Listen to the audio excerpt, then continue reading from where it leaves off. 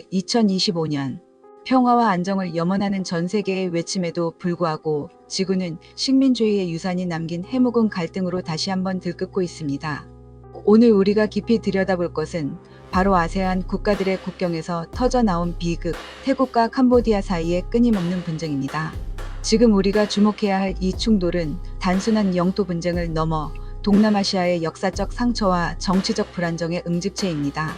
이 분쟁은 지역을 넘어 글로벌 지정학적 질서를 위협하는 세계의 화약고이며 그 밑바닥에는 수십 년 전 프랑스 식민주의가 행정 편의를 위해 그은 지도상의 치명적인 오류와 그 오류를 양국 지도자들이 끊임없이 내부 결속을 위해 악용하는 숨겨진 정치적 야심이라는 충격적인 비하인드 스토리가 숨어 있습니다.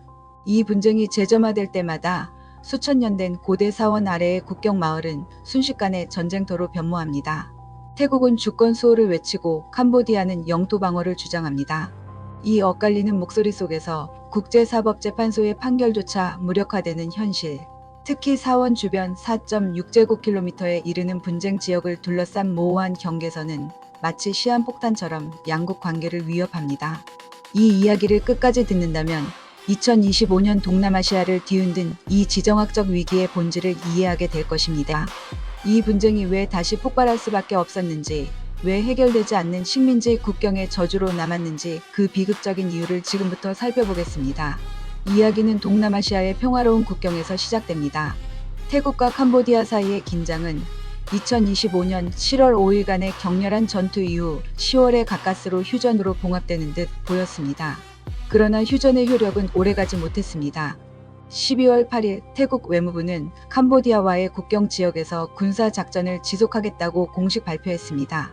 태국 정부는 주권과 영토 보전을 수호하는 것이 목표이며 목표 달성 시까지 군사 행동을 멈추지 않을 것이라 밝혔습니다. 태국 총리는 이 사태가 태국의 선제 공격이 아니었음을 강조하며 모든 상황에 군사적으로 대응할 준비가 되어 있다고 단언했습니다. 사태의 심각성을 보여주듯 태국 국방부는 캄보디아 군의 발포로 태국군 1명이 전사하고 4명이 부상당했다고 밝혔습니다. 특히 11월 초 태국군은 국경지대에 매설된 지뢰로 인해 부상을 입기도 했습니다.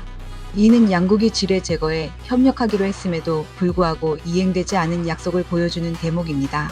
태국군은 F-16 전투기 등 항공기를 동원해 캄보디아 측 군사 목표물을 타격하는 강경 대응에 나섰습니다. 태국은 이제부터 협상은 없을 것이다. 적대 행위를 멈추려면 캄보디아가 태국이 정한 노선을 따라야 한다는 초강경 입장을 고수했습니다.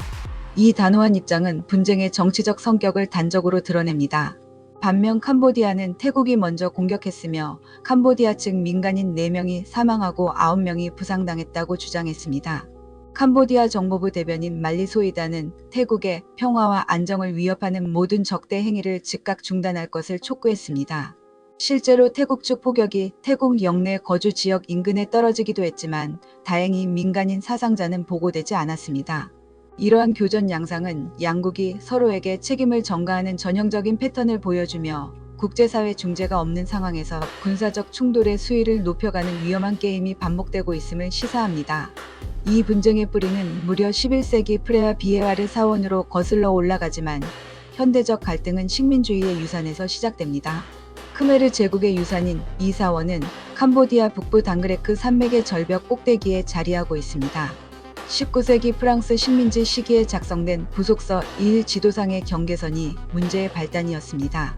이 지도는 행정 편의를 위해 일방적으로 그어진 선이었으며 태국이 주장하는 산맥의 자연적인 분수령 원칙을 무시했다는 것이 핵심입니다.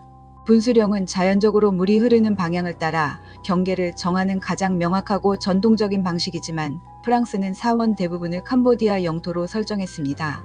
태국은 이 지도의 명백한 지형적 모순을 지적하며 지속적으로 반발해왔습니다.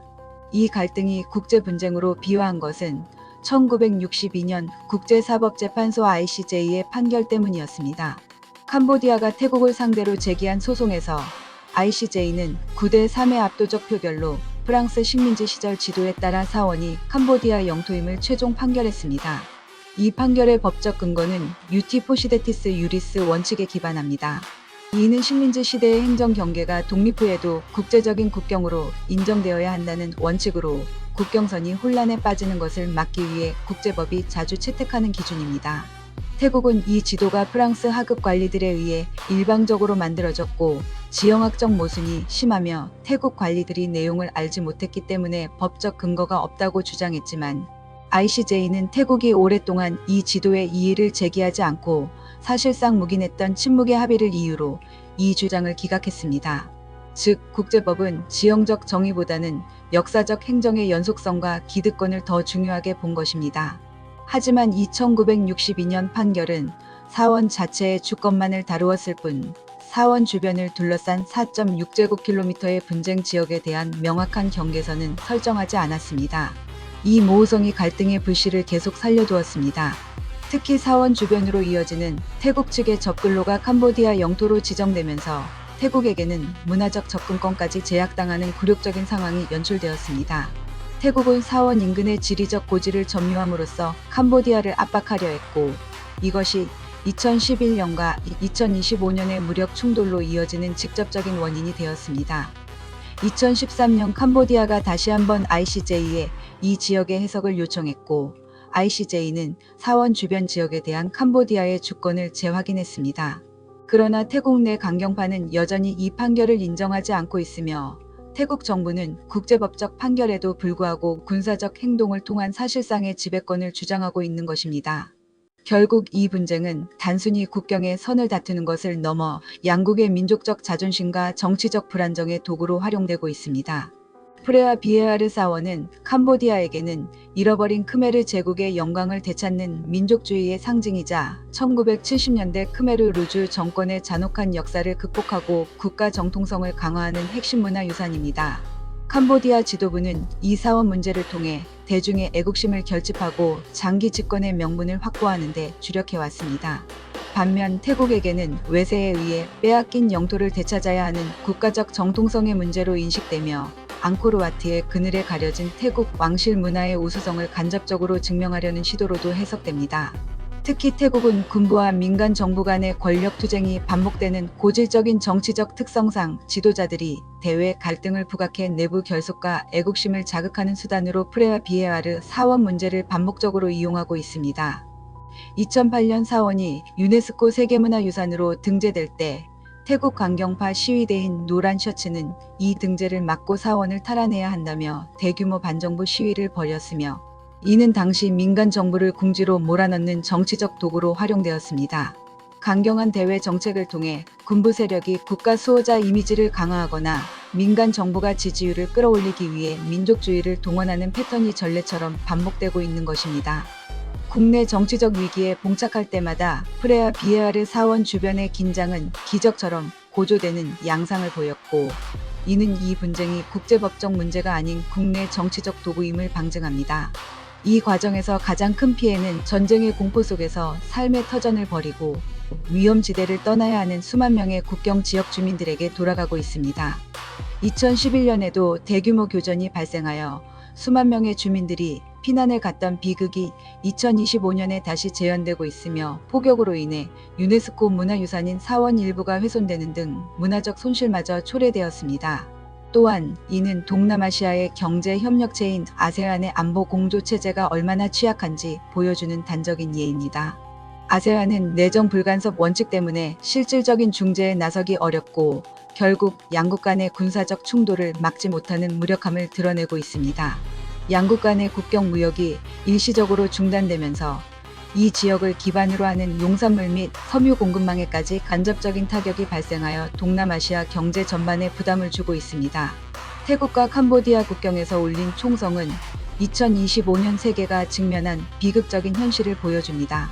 이 분쟁은 국경선이나 종교가 아닌 정치적 야심과 민족적 감정이 심지어 국제사법재판소의 판결까지 무시하며 인간의 삶을 어떻게 파괴하는지를 명확히 드러냅니다. 고대 사원의 주권을 두고 끊임없이 반복되는 동남아시아의 충돌은 식민주의의 유산을 청산하지 못한 채 현대 정치의 도구로 활용되는 역사의 아쉬운 단면입니다. 동남아시아의 안정은 글로벌 공급망과 경제적 연계에 필수적이라는 점에서 국제사회의 즉각적인 개입과 보다 강력한 중재 노력이 필요한 상황입니다. 이 지역에서 희생된 수많은 군인과 민간인들에게 깊은 애도를 표합니다.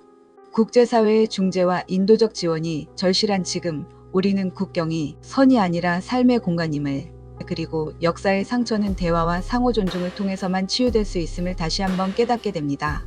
부디 이 비극적인 충돌들이 더 이상 확산되지 않고 평화로운 해결책을 찾을 수 있기를 간절히 소망합니다. 시청해주셔서 감사합니다.